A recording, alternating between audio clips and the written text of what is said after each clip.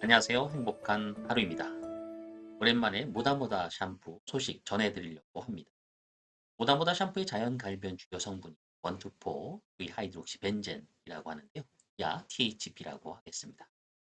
식약처에서는요, 이 THB에 대한 의회 평가 결과 피부 감작성 및 잠재적인 유전 독성 우려가 있는 것으로 평가하였. 그래서 화장품 원료 사용 금지 목록에 추가하여 관련 고시 화장품 안전 기준 등에 관한 규정 개정안이 행정 예고된 지가 벌써 3개월이 지나가고 있고요. 그 사이에 주요 결정이 있었습니다. 먼저 식약처는요, 모다모다 샴푸에 의약품이나 기능성 화장품으로 오인할 수 있는 내용이 포함되어 있다. 그래서 화장품법을 위반한다 하며 광고 행위 금지 처분을 내리게 됩니다. 이에 대해서 당장 모든 광고를 내려야 하는 상황에 처한 모다모다 측에서는 식약처의 행정처분 중지를 신청을 하게 됩니다.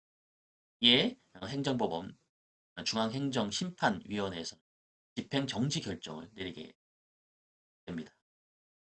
이는 모다모다 측에 손을 들어준 것인데요. 그래서 모다모다 측은 모든 광고가 가능하게 된. 그리고 통상 법령 등의 개정안이 행정 예고가 되면 국민의 의견을 수렴하는 과정과 또한 대통령 산하기관인 규제개혁위원회에서 해당 안에 대해서 심사가 이번 THB에 대한 화장품 원료 사용 금지 내용이 포함된 화장품 안전 기준 등에 관한 규정 개정안에 대한 행정 예고 기간에 실시된 규제개혁위원회 심사에서는요. THB 성분을 화장품에 사용할 수 없게 한 부분을 빼라는 결정을 내리면서 향후 식약처와 업체가 협의해 THB의 유해성 여부를 검증할 것을 권고했다는 보도를 접하게 됩니다. 규제개혁위원회에서는요.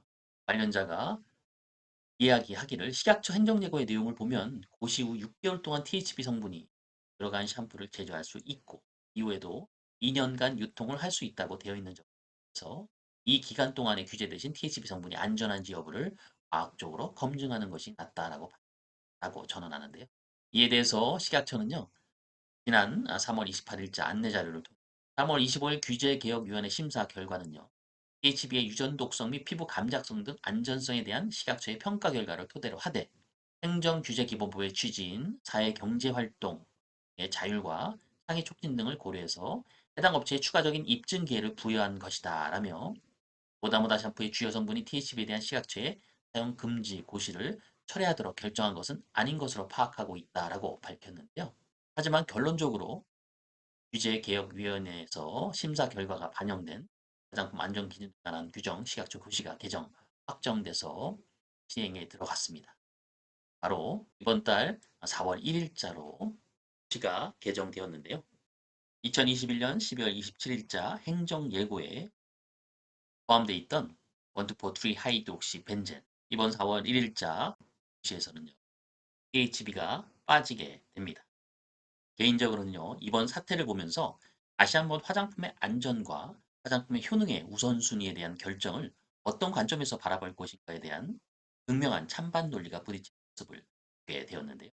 화장품의 효능의 입장을 대변하는 기업 측에 손을 들어준 행정법원 그리고 대통령 산하기관 규제개혁위원회 반면에 화장품의 안전 부분에 더욱더 중요성을 강조한 식약처의 입장 결국 행정법원과 또 규제개혁위원회는요.